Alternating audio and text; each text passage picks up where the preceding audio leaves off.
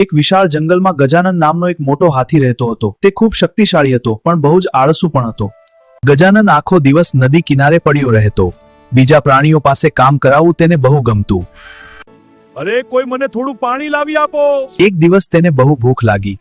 સામેના કિનારે મીઠા ફળોથી ભરેલા ઝાડ દેખાયા. વાહ, કેટલા સરસ ફળો! પણ નદી પાર કરવી, અરે બહુ આળસ આવે છે. એ સસલા, મારી માટે ફળો લઈ આવ, નહીં તો હું તને ફંગોળી દઈશ. પણ સસલું ગભરાયું નહીં. હાથીભાઈ, હું નાનું છું, પણ મારી પાસે જાદુ યુક્તિ છે. તમે મને પીઠ પર બેસાડીને સામે લઈ જાઓ, તો હું તમને ખાસ ફળો બતાવીશ. લાલચમાં આવી હાથીએ સસલાને પીઠ પર બેસાડ્યું. હાથી નદી પાર કરીને ફળોના ઝાડ પાસે પહોંચ્યો. અરે આ તો ખાટા છે.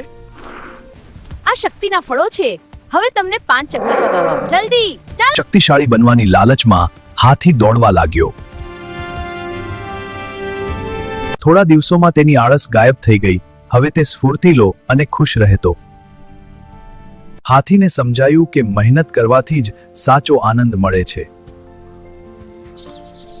આળસ માણસનો સૌથી મોટો શત્રુ છે. ચતુરાઈ અને સમજદારીથી કોઈને પણ સાચા રસ્તે લાવી શકાય.